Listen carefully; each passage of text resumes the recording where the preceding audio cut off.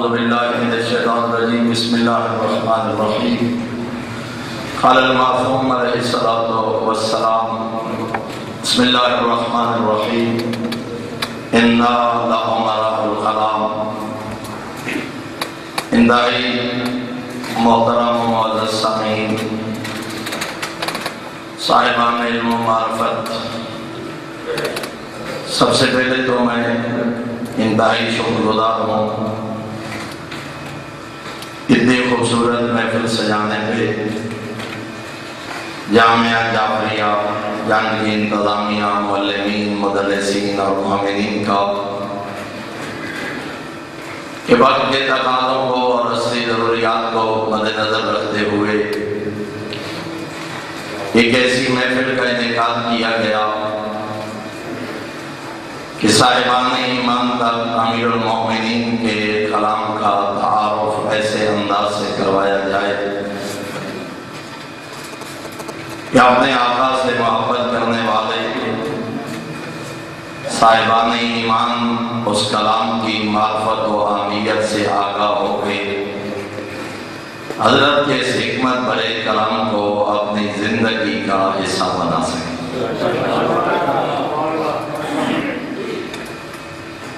اس کلام کے متعلق اور اس کتاب کے متعلق جتنا بھی کہا جائے کم ہے، شاید کئی نشستوں میں بھی اور عشرہ میں بھی شاید اس کتاب کا تعارف کروانا یا اس کی اہمیت کو بیان کرنا کسی خطیب کے لیے، کسی طالب علم کے لیے ممکن نہ ہو۔ اگر اس کلام کو دیکھا جائے تو میں فقط بزرگ علماء میں سے دو بزرگ ہستیوں کا ایک جملہ آپ کی خدمت میں عرض کرنا چاہتا ہوں تاکہ اپنے موضوع پہ گفتگو کر سکوں۔ آقا خمینی رضوان اللہ علیہ نے فرمایا تھا، یہ ایک شفا بخش معجون ہے، نہج البلاغہ کے حوالے سے، یہ ایک شفا بخش معجون ہے اور انفرادی اور اجتماعی دردوں کی دوا ہے نہج البلاغہ۔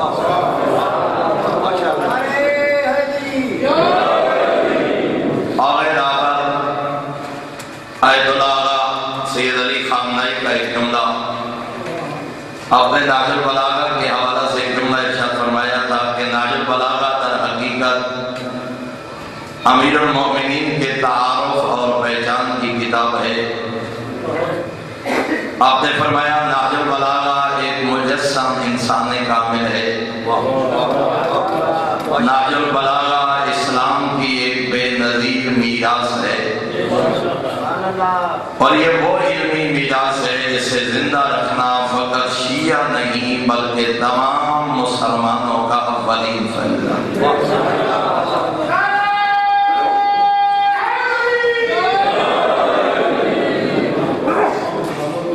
مجھ طالب علم سے لے کے آخری محب اہل بیت تک جتنے سامعین تشریف فرما ہیں، میں فقط ایک بات کی طرف متوجہ کرنا چاہتا ہوں۔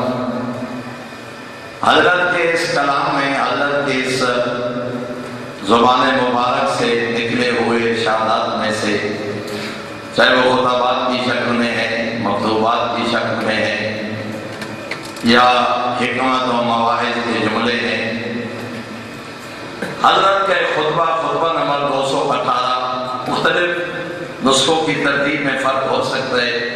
میں جو ریفرنس سرچ کروں گا اور حوالہ جات ان کی ترتیب اس نسخے کے مطابق ہوگی جو خود مرکز افکار اسلامی کی طرف سے جو ایڈیشن شائع کروائے گئے، یعنی علامہ مفتی جعفر حسین صاحب قبلہ اللہ مقامہ الشریف کے ترجمہ والا، اس نسخہ کے خطبوں کی ترتیب کے مطابق خطبہ نمبر 218 جس میں امیر المومنین نے الحاق و متقاصر کی تفسیر بیان فرمائی،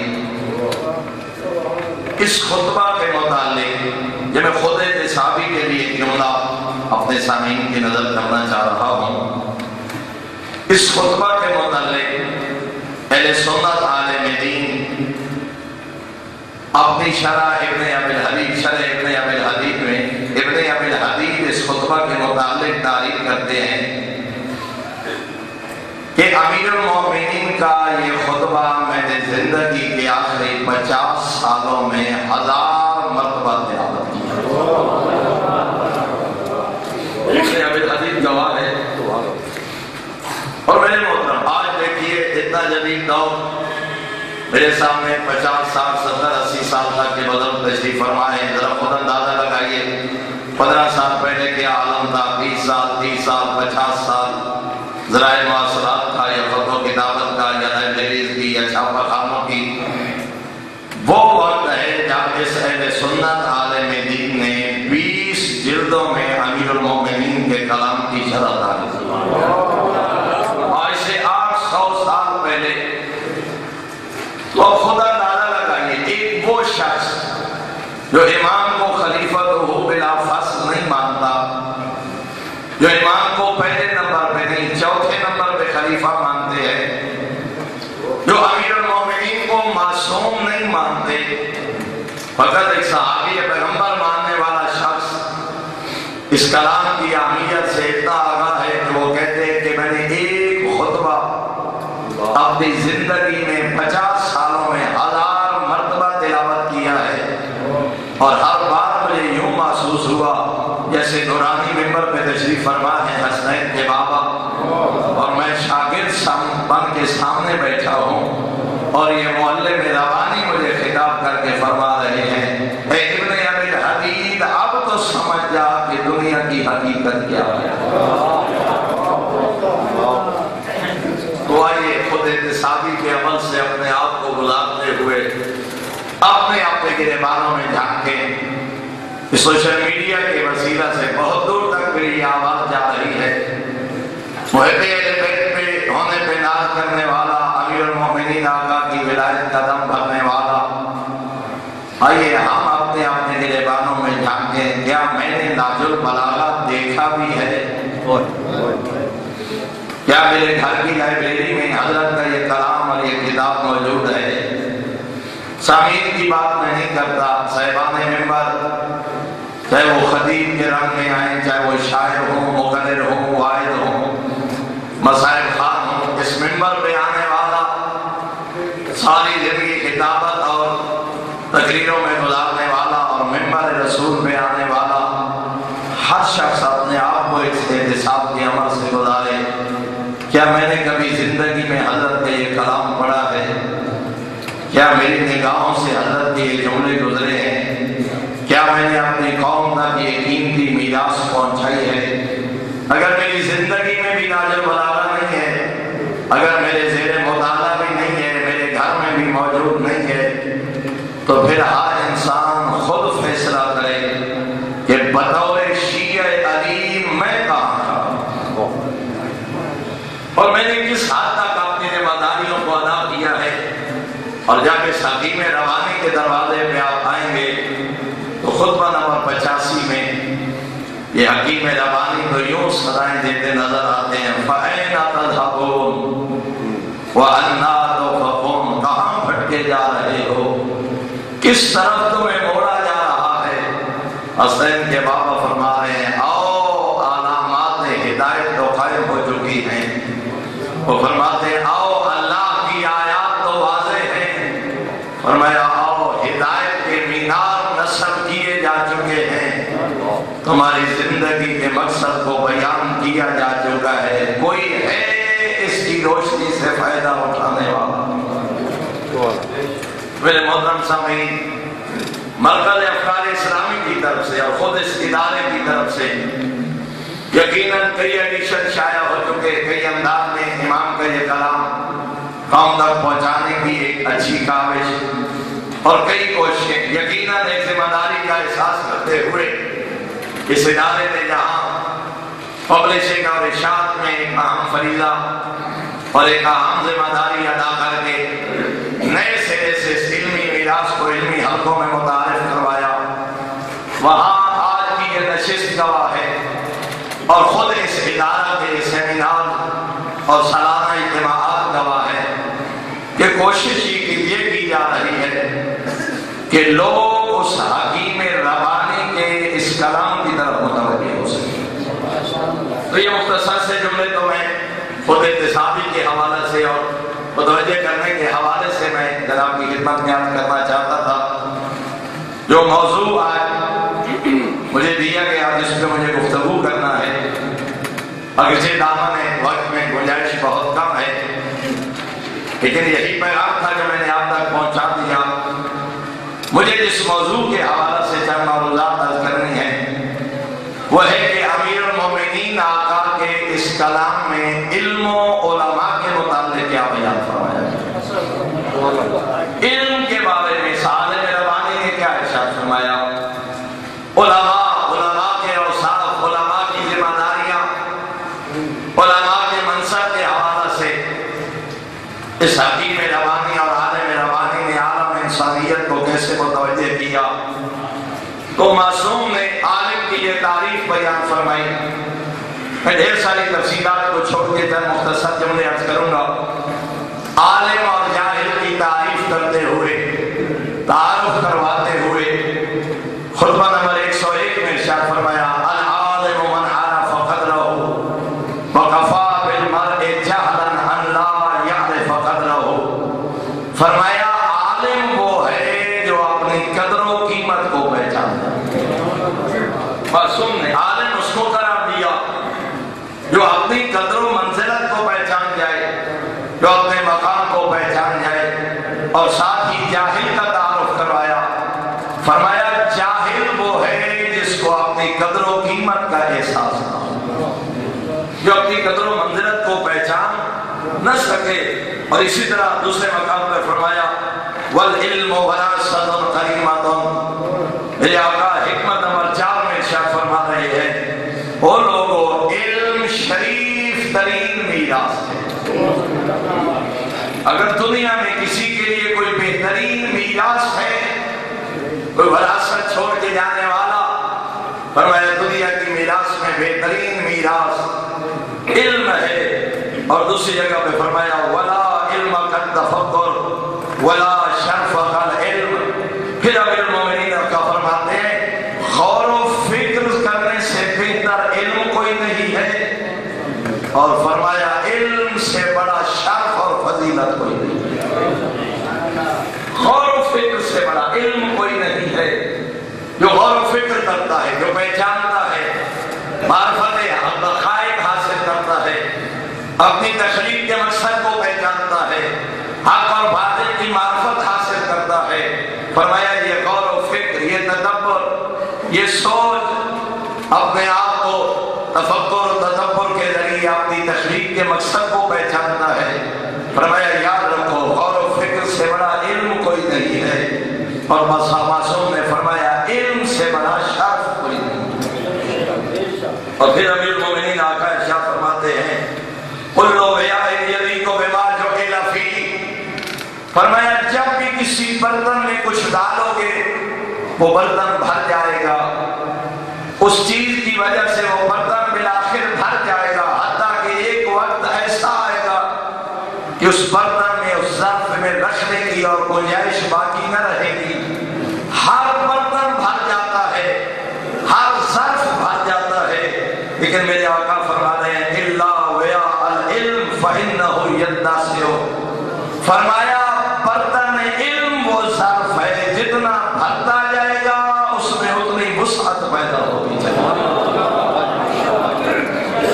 میں دنیا کا کوئی ظرف، کوئی برتن ایسا نہیں ہے جو ہمیشہ وسعت اختیار کرتا جائے۔ اور اسی طرح معصوم نے فرمایا تھا دو پیاسوں کی پیاس کبھی نہیں بجھتی، دو چیزیں چاہنے والوں کی چاہت کبھی ختم نہیں ہوتی۔ اور معصوم نے فرمایا تھا ایک دولت لینے چاہنے والا اور ایک علم چاہنے والا، فرمایا حریص اربوں پتی ہو جائے اس کو دولت سے دل نہیں بھرے گا، وہ چاہے گا اور فرمایا جس کو اللہ نے علم جیسا شرف عطا فرمایا ہے وہ جتنا علم حاصل کرتا چلا جائے گا یوں سمجھے گا جیسے وادی علم میں اب داخل ہو رہا ہو۔ اس لیے معصوم نے فرمایا جیسے جیسے بڑھاپے کی طرف آتا ہے انسان، اس کا علم اور تجربہ جوانی کی طرف کر رہا ہے، بظاہر وہ خود بڑھاپے کی طرف جا رہا ہے۔ تفصیل کا وقت نہیں ہے، میں فقط ترجمے پہ اکتفا کروں گا، اور مستدرک نہج البلاغہ میں معصوم کے 3 اقوال موجود ہیں۔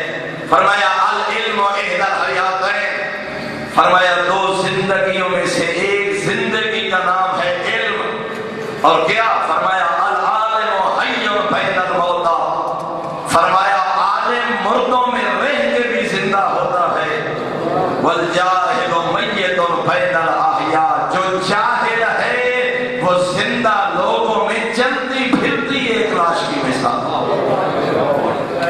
جو علم کو حاصل نہ کر سکا، جو علم کو نہ پا سکا، وہ کیسا زندہ ہے؟ وہ ایک مردہ کی مثال ہے، وہ چلتی پھرتی لاش ہے۔ اور اسی لیے جب معصوم سے کسی نے سوال کیا تھا، معصوم سے کسی نے ایک مشکل الجھانے والا سوال اپنے فہم کے لحاظ سے کیا تھا، تو امیر المومنین آقا کے جو یہ جملہ موجود ہے حکمت نمبر 320 میں، اپنے فہم کے مطابق وہ یہ سوچ رہا تھا کہ میں بڑا مشکل سوال کر رہا ہوں، تو سمجھ گئے اس کے مقصد یہ عالم ربانی، تو میرے آقا نے فرمایا سل تفقہا ولا تسأل تعنتا، فرمایا سمجھنے کے لیے سوال کر، کسی کا امتحان لینے کے لیے سوال نہ کر۔ جب بھی کسی کے سامنے بیٹھو طالب علم بن کے بیٹھو، کبھی اس بات میں ڈال نہیں فلاں کوئی سوال ہے، فلاں خطیب ہے، فلاں وائد ہے، فلاں عالم دین ہے، الجھانے کے لیے سوال کرو، فرمایا نہیں، الجھانے کے لیے سوال کرنے والا خود سب سے بڑا جاہل ہے۔ فرمایا تفقہاً، سمجھنے کے لیے، علم حاصل کرنے کے لیے سوال کرو، فرمایا ولا تسأل تعنتا، ہاں مشکل پیدا کرنے کے لیے، الجھانے کے لیے سوال نہ کیا جائے، فرمایا فإن الجاہل المتعلم شبیہ بالعالم، فرمایا وہ جاہل جو اس لیے سوال کر رہا ہے کہ میں کوئی علم حاصل کر کے اپنی جہالت کو دور کر لوں، فرمایا یہ جاہل عالم کی شبیہ ہے۔ معصوم نے اس جاہل کو شبیہ عالم قرار دیا، جو اس لیے پوچھ رہا ہے، سل تفقہا، سمجھنے کے لیے پوچھ رہا ہے، اپنی الجھن کو دور کرنے کے لیے پوچھ رہا ہے، اپنی معلومات میں اضافہ کے لیے سوال کر رہا ہے، فرمایا یہ ہے جاہل، لیکن کیسا جاہل ہے؟ شبیہ بالعالم، اس جاہل کو معصوم نے شبیہ عالم قرار دیا۔ اور دوسری طرح وہ شخص ہے وَإِنَّ الْعَالِمَ الْمُتَعَسِّفِ شَبِيهٌ بِالْجَاهِلِ الْمُتَعَنِّتِ، اور فرمایا جو جانتے بوجھتے ہوئے سامنے والے کو الجھانے کے لیے سوال کرے، فرمایا وہ ہے عالم مگر جاہل کی شبیہ ہے۔ اس کی اس سوال کا مقصد اپنی جہالت کو دور کرنا نہیں ہے، اس کے سوال کا مقصد کچھ سیکھنا نہیں ہے، تو اس لیے معصوم نے یہاں علم کے شرط کو بیان کیا، جہاں علماء کی تعریف کی، جہاں جاہل کے معنی بیان کیے، وہاں علم کی دنیا میں سوال کرنے اور پوچھنے کے مقصد کو بھی معصوم نے بیان فرما، مقصد معصوم نے بیان فرما دیا۔ اور میرے محترم وہاں علم کی میں نے عرض کیا، میں نے جو میرے ذہن میں تھا میں کم از کم 1 گھنٹے کا وقت ذہن میں لے کے آیا تھا، لیکن مجھے جو وقت دیا گیا ہے وہ 30 منٹ ہے، میں تو یہ بھی کافی سمجھتا ہوں، میں اپنی حیثیت کو دیکھوں، اتنے علامات دوستوں کے ہاں اور ان بزرگان کی موجودگی میں ایک جملہ کہنا بھی میرے لیے تو بڑے فخر اور اعزاز کی بات ہے کہ مجھے اس قابل سمجھا گیا کہ میں اپنے مولا کے کلام کے متعلق چند گزارشات ان محبان اہل بیت کے سامنے پیش کر سکوں۔ تو اس لیے میں ان ڈھیر ساری معروضات میں سے فقط چند، میں جو 5 10 فرامین کسی ایک عنوان سے عرض کرنا چاہتا ہوں، ان میں سے فقط 2 عرض کروں گا۔ اور معصوم نے علم اور حلم کو مقرون قرار دیا ہے، ذرا توجہ فرمائیے گا۔ فرمایا علم، حقیقی علم وہ ہے جس کا نتیجہ حلم اور بردباری ہو۔ اگر علم حاصل کرنے کے بعد حلم پیدا نہ ہو سکا، اگر وہ بردبار نہ بن سکا، وہ علم کی حقیقت کو نہ سمجھ سکا۔ اور اس کی طرح معصوم نے خود اہل بیت کی طرف، اگر آپ خطبہ آپ کے خطبہ نمبر 237 میں معصوم نے خود امیر المومنین نے جب اہل بیت کا ذکر فرمایا، جب آل محمد کا ذکر فرمایا، تو اس میں علم و حلم کی مطابقت کو اور ان کے مقرون ہونے کو معصوم نے بیان فرمایا۔ حجت خدا فرما رہے ہیں یخبرکم حلمہم عن علمہم، آل محمد کا علم تمہیں بتائے گا کہ یہ کتنے بڑے عالم ہیں۔ آل محمد کا علم اور بردباری ان کے علم پہ دلالت کرے گی۔ گویا کہ معصوم یہ فرما رہے ہیں چونکہ محمد و آل محمد سے بڑا حلیم و بردبار تمہیں زمانے میں نہیں ملے گا۔ اس حلم اور بردباری کی وجہ کیا بیان فرما رہے ہیں؟ فرمایا ان کا حلم ان کے علم پہ دلالت کرتا ہے۔ تو گویا کہ معصوم فرما رہے ہیں حقیقی عالم وہی ہوئے جس کے کردار میں حلم اور بردباری نظر آئے۔ وہ علم کے ساتھ حلم کو، اگر اس میں حلم اور بردباری نہیں ہے، مثل الذین کمثل التوراۃ، یہ سورہ جمعہ کی سورہ جمعہ جو اسے فرمایا مثل الذین حملوا التوراۃ ثم لم يحملوا اسفارہم، تو فرمایا علم کے ساتھ مقرون علم گواہی دے گا کہ بندہ عالم کتنا ہے، علم گواہی دے گا کہ یہ بندہ صاحب علم کتنا ہے۔ اور دوسرے مقام پہ آپ نے فرمایا، اگر آپ خطبہ نمبر 191 کو دیکھیں تو جہاں متقین کی صفات بیان کی امیر المومنین اور امام المتقین نے، فرمایا وَأَمَّا النَّهَارُ فَعُلَمَاءُ عُلَمَاء، فرمایا ان متقین کو اگر دن کی روشنی میں دیکھو گے تو حلیم اور بردبار عالم پاؤ گے۔ گویا کہ حلم اور علم کو معصوم نے اکٹھا بیان کیا۔ اور پھر اسی طرح اہل بیت کے تعارف میں آپ نے فرمایا یمزج، متقی کے تعارف، عالم کے تعارف میں فرمایا یمزج الحلم بالعلم والقول بالعمل، فرمایا حقیقی عالم وہی ہے جس کے علم کے ساتھ حلم اور بردباری بھی نظر آئے۔ اور اس کا نتیجہ معصوم نے کیا بیان فرمایا؟ فرمایا اول عوض الحلیم من حلمہ ان الناس انصارہ علی الجاہل۔ آپ نے حکمت نمبر 206 میں ارشاد فرمایا، امیر المومنین آقا فرماتے ہیں حلیم اور بردبار بندے کے حلم کا دنیا میں پہلا بدلہ اللہ یہ عطا فرماتا ہے کہ لوگ جاہل کے مقابلے میں اس کے مددگار بن جاتے ہیں۔ یعنی یہاں حلم سے مراد علم، حلیم سے مراد عالم، جس کا علم حلم کے ساتھ مقرون ہو جائے، جس کے علم کا نتیجہ حلم کی صورت میں نظر آئے، فرمایا اللہ اسے ایسے مددگار عطا فرماتا ہے جو جاہلوں کے مقابلے میں اس کے معاون و مددگار نظر آتے ہیں۔ اور پھر معصوم نے فرمایا حکمت نمبر 94 میں، فرمایا لیس الخیر ان یکثر مالک و ولدک، فرمایا بہتر اور نیکی اور بہتری اور خیر و برکت یہ نہیں ہے کہ تیرے پاس مال زیادہ ہو، نہ ہی دنیا کی بہتری یہ ہے کہ تیرا اولاد اور خاندان زیادہ ہو، ولیکن الخیر ان یکثر علمک، فرمایا دنیا میں سب سے بہترین دولت یہ ہے کہ تیرا علم زیادہ ہو، لیکن کیسا علم؟ وَأَن يَعْظُمَ حِلْمُكَ، اور فرمایا علم بھی وہ جیسے جیسے علم بڑھتا جائے تیرے حلم اور بردباری میں اضافہ ہوتا چلا جائے۔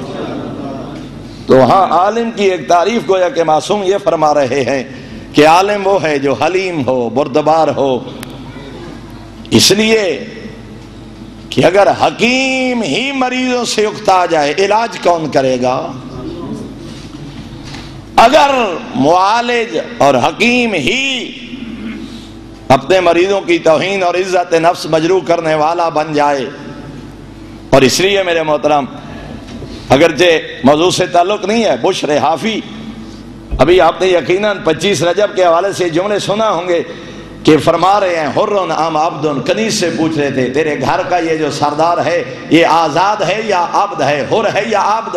اور جب اس نے کہا تھا حرن آزاد ہے، فرزند زہرا نے ٹھنڈی آہ بھری، سانس ٹھنڈی لے کے فرمایا تو ٹھیک کہہ رہی ہے، واقعاً آزاد ہے، واقعاً حر ہے۔ فرماتے ہیں عبد ہوتا تو ایسے نہ کرتا۔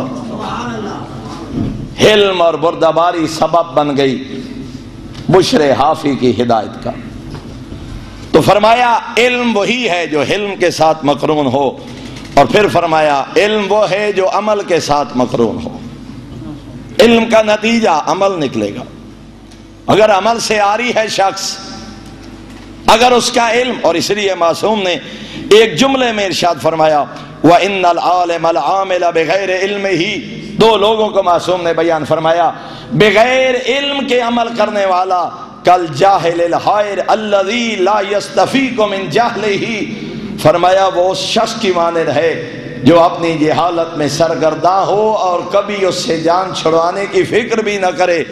فرمایا بل الحجت علیہ اعظم، لیکن یاد رکھو وہ شخص جس کو اللہ نے علم عطا کیا ہے اس پر حجت خدا بھی زیادہ ہے، والحسرت لہ الزام، فرمایا اس پر ربا اور حسرت و افسوس بھی اس کے لیے لازم ہے، وَهُوَ عِنْدَ اللَّهِ الْوَامِ، اور فرمایا جو علم رکھتے ہوئے بے عمل زندگی گزار جائے، ہاں جو علم کے ساتھ عمل کو مقرون نہ کرے، فرمایا اللہ کے دربار میں سب سے زیادہ ملامت کے لائق وہی شخص ہے جو علم رکھتا تھا۔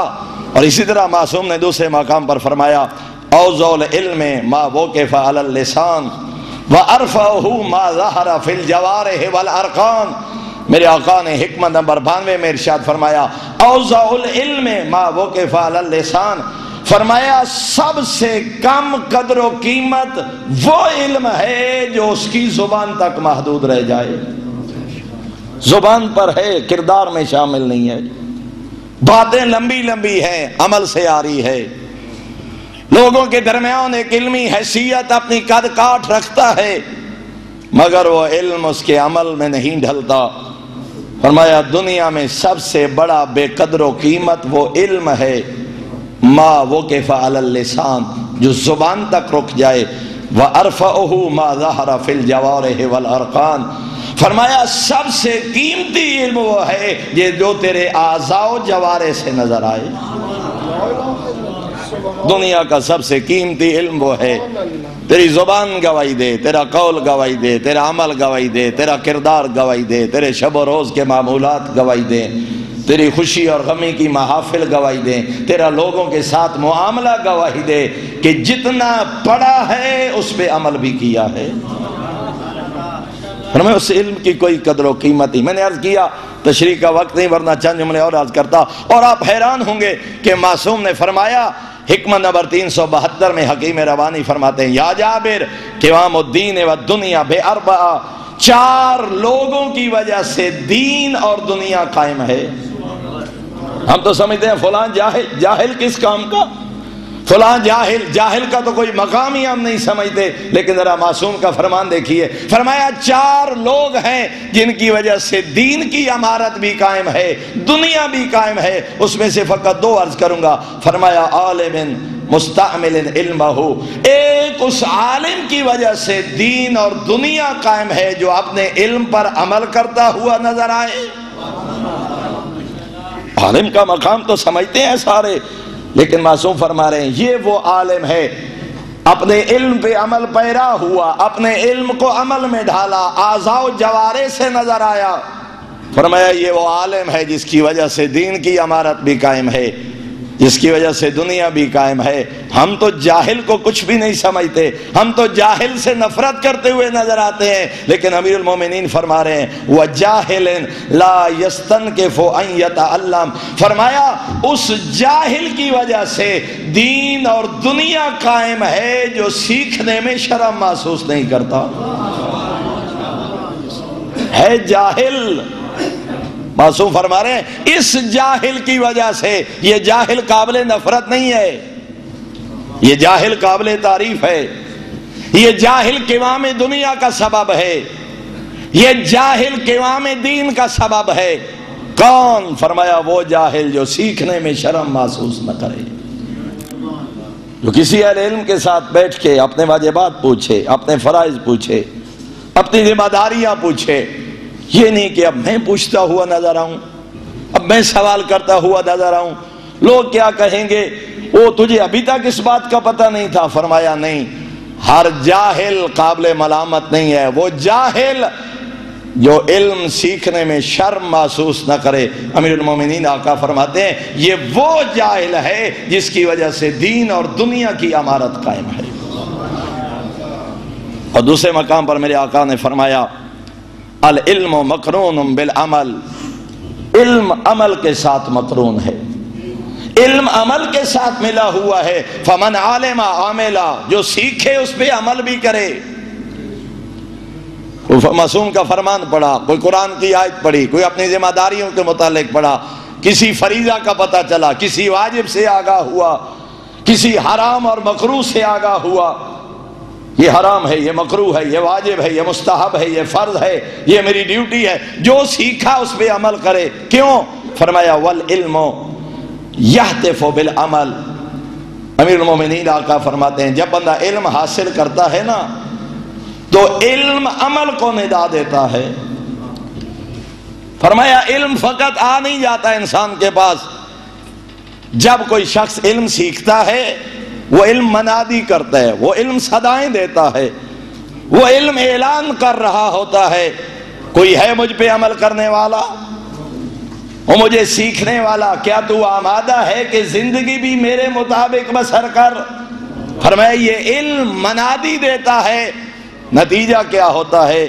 فرمایا فَإِنْ أَجَابَهُ، اگر تو وہ شخص جس نے وہ علم سیکھا تھا، یہ علم جب اس کو عمل کے لیے منادی اور ندا دیتا ہے، اگر وہ اس ندا پہ لبیک کہہ دے تو یہ علم اس کے پاس ٹھہر جاتا ہے، وَإِلَّا ارْتَحَلَ عَنْهُ، اور علم منادی دیتا رہے اور وہ اس پہ عمل پہ آمادہ نہ ہو، فرمایا وہاں سے علم بھی کوچ کر جاتا ہے،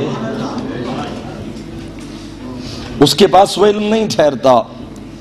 جب تو نے عمل نہیں کرنا تھا، جب تو نے میرے مطابق زندگی نہیں گزارنا تھی، فرمایا علم عمل کی منادی دیتا ہے۔ میرے محترم سامعین، اور یہاں ایک جملہ معصوم نے، اللہ اکبر، میرے برادر بزرگ تشریف فرما ہے مرکز افکار اسلامی کی طرف سے، شاید اس میں میری کچھ سستی ہے ورنہ آج کے اس سیمینار پہ ان کی وہ کتاب چھپ کے آ چکی ہوتی جس میں شرح ابن ابی الحدید کے آخر میں موجود وہ 998 کلمات کا برادر بزرگ مولانا اقبال حسین خان صاحب نے ترجمہ کیا۔ اس میں یہ ایک جملہ 998 کلمات ہیں۔ مولا میرے برادر کے علم و عمل میں توفیقات میں مزید اضافہ فرمائے اور انہیں اس ادارہ کو دن دگنی رات چوگنی ترقی عطا فرمائے۔ وہاں اس کے کلمہ نمبر 53 میں 53 میں امیر المومنین کے ایک جملے پہ ذرا غور کیجئے گا، ما بی مالی ارن ناسا اذا قرب الیہم الطعام لیلا تکلفوا انارۃ المصابی لیبصروا ما یدخلون بطونہم۔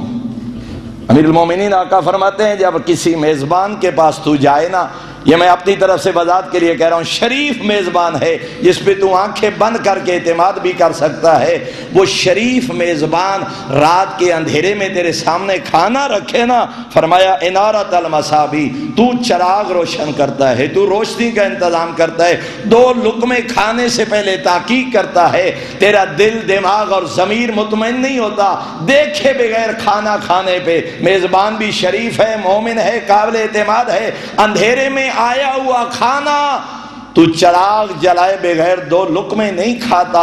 امیر المومنین فرماتے ہیں دین کو تو نے معمولی سمجھا ہے، 2 لقمے تحقیق کے بغیر تو اپنے دہن میں نہیں رکھتا، اس کے لیے تو چراغ جلاتا ہے۔ فرمایا وَلَا يَهْتَمُّونَ بِغِذَاءِ النَّفْسِ بِأَن يُنِيرُوا مَصَابِيحَ أَلْبَابِهِمْ بِالْعِلْمِ۔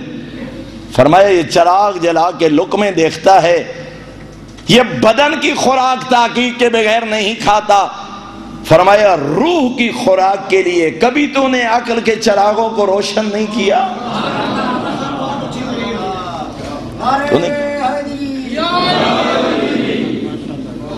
فرمایا کبھی یہ بھی سوچ لیا کر میں اس روح کی غذا کے لیے کیا کر رہا ہوں، میں اس نفس کی غذا کے لیے کیا کر رہا ہوں، میں دین کا حلال و حرام کہاں سے لے رہا ہوں، میں آل محمد کا دین کس سے پوچھ رہا ہوں، 2 لقمے تحقیق کے بغیر نہیں کھاتا، اور آل محمد کا دین تو نے کبھی کوشش بھی نہیں کی کہ اس کے بارے میں پتہ تو کروں کہ میری زندگی کے متعلق معصوم نے ارشاد کیا فرمایا۔ قدم قدم پہ امیر المومنین دعوت دیتے ہوئے نظر آ رہے ہیں، اور مکتوب نمبر 53 میں جو مالک اشتر کو ہمارے بہت پیارے دوستوں نے، کبھی ایک ہمارے گزر گئے جنرل صاحب خدا ان کے درجات بلند کرے، جنہوں نے اس مکتوب کو باقاعدہ آرمی کے لا کا حصہ قرار دلوا کے اس کو انگلش میں ترجمہ کروا کے باقاعدہ پڑھایا جاتا ہے۔ اور ایک ہمارے موجودہ دوست ہے، خدا ان کی زندگی دراز کرے، ایک بہت بڑے ادارے کے سربراہ ہیں، انہوں نے بھی حضرت کے اس خطبہ کو اپنے ادارے کے سلیبس کا حصہ بنایا۔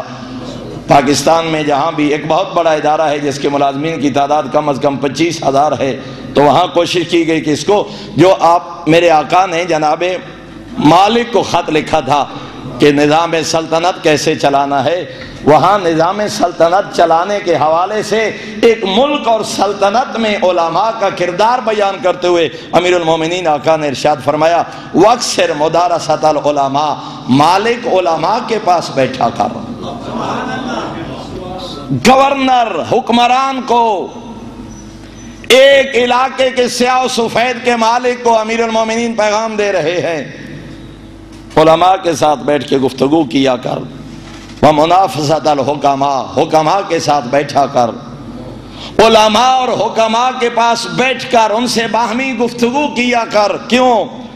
فرمایا فی تثبیت ما صلی علیہ امر بلادک، علماء اور حکماء کے ساتھ بیٹھ کے ان کی علم اور حکمت بھری باتیں سنا کر تاکہ تیری سلطنت کا نظام بہتر انداز میں چل سکے۔ اگر اپنی سلطنت کو اللہ کے بتائے ہوئے اصول کے مطابق چلانا چاہتے ہو، فرمایا علماء کے پاس بیٹھا کرو، حکماء کے پاس بیٹھا کرو، ان کی علم بھری باتیں سنا کرو۔ اور اسی طرح معصوم نے فرمایا وَإِقَام، اور معصوم میں چھوڑ دیتا ہوں تاکہ بات طویل نہ ہو جائے، اور دوسری مقام پر میرے آقا نے فرمایا رُبَّ عَالِمٍ قَدْ قَتَلَهُ جَهْلُهُ، عمل سے عاری شخص کے بارے معصوم کیا فرما رہے ہیں؟ فرمایا ڈھیر سارے صاحبان علم وہ ہوتے ہیں جن کو ان کی جہالت قتل کر دیتی ہے۔ کون سا علم ہے؟ عالم۔ فرمایا بہت سے عالم ہیں جن کو ان کی جہالت مار دیتی ہے۔ فرمایا یہ وہ شخص ہے اس نے جو کچھ سیکھا تھا اس پہ عمل نہیں کیا۔ اور انہی کلمات میں سے جس کی طرح میں نے اشارہ کیا ہے کلمہ، فرمایا العلماء مصباح اللہ فی الارض، امیر المومنین آقا فرماتے ہیں دنیا والو، زمین پر اللہ کے روشن چراغ اس کے دین کے علماء ہیں۔ اس زمین پر روشن چراغ ہے علماء، لیکن ساتھ فرمایا ان چراغوں کی روشنی سے فائدہ وہی اٹھاتا ہے جو اللہ کی رحمت کا حقدار ہوتا ہے۔ اپنے دلوں کی تاریکیوں کو فرمایا دور کرنا چاہتے ہو تو آؤ دیکھو کہ معصوم نے کیا ارشاد فرمایا۔ ڈھیر ساری معروضات جیسا کہ میں نے عرض کیا تھا چھوڑ کے بس آخری 2 فرامین معصوم کے اور میری گفتگو تمام ہو گئی۔ معصوم نے فقیہ کے بارے میں، عالم کے ایک ذمہ داری کے بارے میں بتایا۔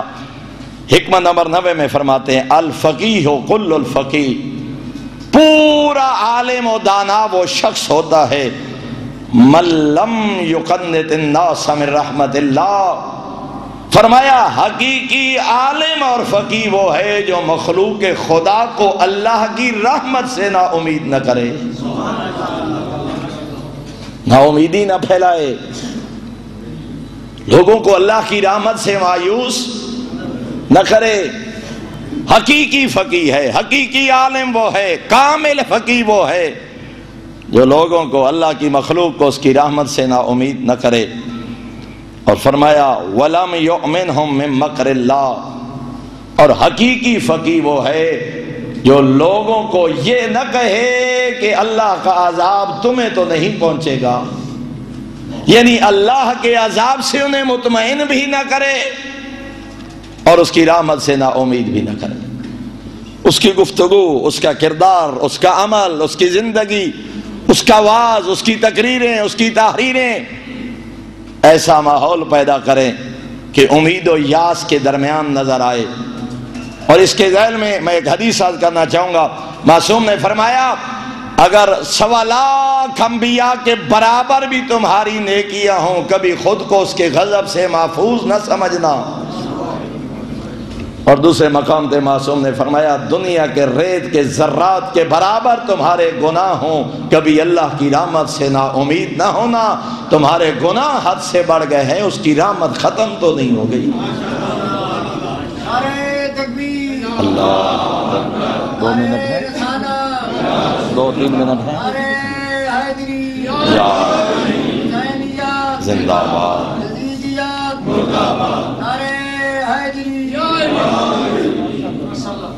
حکمت نمبر 147 میں قمیل ابن زیاد کو امیر المومنین کا وفادار صحابی، حضرت کی ساری یہ وصیت نہیں اور قمیل کو یہ فرمائے گئے ارشادات، ایک حصہ فقط تلاوت کر کے طالب دعا ہونا چاہتا ہوں۔ یا قمیل العلم خیر من المال، قمیل علم مال سے بہتر ہے، اے قمیل علم مال سے بہتر ہے۔ اور معصوم نے اس کے دلائل دیے، العلم یحرسک وانت تحرس المال، مال کی تو حفاظت کرتا ہے، علم تیری حفاظت کرتا ہے۔ مال کا تو خود محافظ بنتا ہے، چوری اور ڈاکے سے بچاتا ہے، جتنا مال زیادہ ہوتا جاتا ہے تجھے نیند بھی نہیں آتی، گارڈ سیکورٹی کا انتظام کرتا ہے، مال تیرا دشمن بنتا ہے، مال کی تو حفاظت کرتا ہے۔ اللہ اکبر، علم تیرا محافظ بن جاتا ہے۔ ایک پیش نماز جو اپنا حق پیش نمازی ادا کرے، جو واقعاً اپنی طالب علمی نبھائے، کیا پورا گاؤں اس کا محافظ نہیں ہوتا؟ ایک عالم دین جس کے نہ آپ قبیلے سے آگاہ ہوتے ہیں، نہ وطن سے آگاہ ہوتے ہیں، نہ خاندان سے آگاہ ہوتے ہیں، اگر وہ اپنے علمی ذمہ داری کو نبھائے، میں نے دیکھا بزرگان علماء کو جس خطے میں جاتے ہیں ہزاروں لوگ جان و مال عزت و ناموس کے محافظ بن جاتے ہیں۔ فرمایا مال کی تجھے حفاظت کرنا پڑتی ہے، علم تیرا محافظ بن جاتا ہے۔ پھر ایک جملہ ذہن میں آ رہا ہے، عرض کیے دیتا ہوں۔ معصوم نے فرمایا مال کی مذمت کے لیے اتنا کافی ہے، مال کی حقیقت، بات پہ توجہ کیجئے گا، امیر المومنین آقا فرماتے ہیں مال کی حقیقت کے لیے اتنا ہی کافی ہے کہ یہ جب تک جدا نہ ہو اپنے مالک کو بھی فائدہ نہیں پہنچاتا۔ میری جیب میں مال ہے نا، جب تک میں خرچ نہیں کروں گا یہ مجھے بھی فائدہ نہیں پہنچائے گا۔ فرمایا خود اندازہ کر لے مال دنیا کی کیا حیثیت ہے، تیرے لیے بھی تب فائدہ مند ہے جب تجھ سے جدا ہو جائے۔ جب تک تیری جیب میں ہے، بینک میں ہے، گھر میں ہے، تیرے کسی کام کا نہیں ہے۔ سواری خریدی ہے، خرچ کرے گا تو سواری ملے گی، بازار میں مال کسی کو دے گا تو بدلے میں لباس ملے گا۔ فرمایا اس سے کیا پیار کرنا جو فائدہ ہی تب دے جب تجھ سے جدا ہو جائے۔ اور دوسرے مقام اسی میں فرمایا والمال تنکثہ النفقہ والعلم یزکو علی الانفاق، فرمایا علم مال سے بہتر ہے، مال خرچ کیا جائے کم ہوتا ہے، یہ علم کی فضیلت ہے، جتنا خرچ کرتے جاؤ گے اتنا بڑھتا چلا جائے گا۔ اور پھر معصوم نے فرمایا وَسَنِيُّ الْمَالِ يَذُولُ بِزَوَالِهِ، میں کہتا ہوں مختلف سیرو فلاز کا جو حکم ہوا، چلا کرو زمین میں، دیکھے کرو کھنڈرات، دیکھا کرو شاہوں کے محلات، دیکھا کرو جاگیرداروں کی کوٹھیاں اور بنگلے جو کبھی سیاہ و سفید کے مالک تھے، آج وہ کھنڈرات ایک دعوت دے رہے ہیں جس کو امیر المومنین یہاں بیان فرما رہے ہیں۔ فرمایا سنی المال یذول بزوالہ، مال کے اثرات و نتائج مال کے ضائع ہونے کے ساتھ زائل ہو جاتے ہیں۔ مال کی نشانیاں، مال کے اثرات و نتائج، ادھر مال گیا، حکومت گئی، اقتدار گیا، بھوت بنگلے بن گئے، کھنڈرات، وہاں دن کو جانے کے وقت لوگ ڈرتے ہیں۔ علم کی نگریاں آج بھی آباد ہیں، مجھ سے لے کر آخری محب اہل بیت تک۔ کس نے دیکھا ہے شیخ صدوق علیہ رحمہ کو؟ ہم میں سے کس نے دیکھا ہے شیخ یعقوب کلینی کو؟ ہم میں سے کس نے دیکھا ہے سید رضی کو؟ اور کتنے سکندر گزر گئے، کتنے حکمران گزر گئے، کتنے دنیا کے ممالک کے سیاہ و سفید کے مالک گزر گئے، آج کوئی نام تک نہیں جانتا۔ مالداروں کے زوال کے ساتھ ان کے اثرات بھی زائل ہو گئے۔ علم والے کل بھی زندہ تھے، آج بھی زندہ ہیں۔ اور معصوم فرما رہے ہیں معرفت العلم، پھر بات طویل نہ ہو جائے بس آخری جملہ عرض کیے دیتا ہوں. معصوم فرماتے ہیں یا قمیل حلق خزان الاموال وہم احیاء، فرمایا مال جمع کرنے والے زندہ ہوتے ہوئے ہلاک، مال جمع کرنے والے زندہ ہوتے ہوئے ہلاک ہیں. والعلماء باقون ما بقی الدہر، فرمایا علماء تب تک زندہ رہیں گے جب تک قائدات باقی رہے گی. صاحبان مال زندہ ہوتے ہوئے مردہ کی مثال ہیں، اور صاحبان علم دنیا سے چلے گئے. اور معصوم نے فرمایا اعیانہم مفقودۃ وامثالہم فی القلوب موجودۃ. امیر المومنین آقا فرما رہے ہیں ان کی صورتیں تو ذہن سامنے سے، ان کے بدن، ان کے وجود نگاہوں سے پوشیدہ ہو گئے، لیکن ان کی صورتیں آج بھی لوگوں کے ذہنوں میں زندہ ہیں. شیخ توسی علیہ رحمہ چلے گئے، شیخ صدوق علیہ رحمہ چلے گئے، شیخ عباس قمی علیہ رحمہ چلے گئے، وہ علم کے کام کرنے والے. یہ وہ صاحب الغدیر دنیا سے چلے گئے، وہ صاحب وسائل و شیعہ شیخ خر عاملی دنیا سے چلے گئے، وہ کتب اربع لکھنے والے محدثین اس دنیا سے چلے گئے. اعیانہم مفقودہ، ان کے بدن ہمارے سامنے موجود نہیں ہیں، لیکن لوگوں کے ذہن اور نگاہوں میں آج بھی زندہ ہیں، قیامت تک زندہ رہیں گے. فرمایا اگر ہمیشہ کے لیے زندہ رہنے چاہتے ہو علم سے پیار کرو، علماء سے پیار کرو، تاکہ اس دنیا کے چلے جانے کے بعد بھی محفلوں میں تمہارا ذکر جاری رہے. دعا کریم اللہ ہمیں علماء کے ساتھ محبت کرنے کی توفیق عطا فرمائے. خداوند عالم ہمیں علم اور علماء کے ساتھ محبت عطا فرمائے، اور جتنا علم عطا کیا ہے خداوند عالم اس پہ عمل کرنے کی توفیق عطا فرمائے. اور خصوصاً اس ادارہ کو خداوند عالم دن دگنی رات چوگنی ترقی عطا فرمائے. مرکز افکار اسلامی جو علم و عمل کی اشاعت میں اپنا کردار پہلے بھی ادا کر رہا ہے، مزید اس میں خداوند عالم توفیقات میں بھی اضافہ فرمائے. ہمارے برادر بزرگ مولانا مقبول حسین علوی صاحب کو، ان کے معاونین کو، ان کے ساتھیوں کو مالک دنیا و آخرت میں اس کا اجر عطا فرمائے، اور زندگی میں ہمیں کوئی ایسا کام کرنے کی توفیق عطا فرمائے جو ہماری ہمیشہ کی زندگی کا سبب بن جائے. وآخر الدعوانا ان الحمدللہ رب العالمین. بار بار حکم ہے مصائب کے لیے، لیکن میں معذرت خواہ ہوں، میں نے ڈھٹیال 1:30 بجے حاضر ہونا ہے. دامن وقت میں گنجائش ہوتی تو انشاءاللہ ضرور چند جملے عرض کرتا. برادر بزرگ سے میں گزارش کروں گا کہ میری طرف سے بھی اور اپنی طرف سے بھی آخر میں وہ اس ذمہ داری کو مناسب سمجھیں تو ضرور نبھانے کی کوشش کریں گے.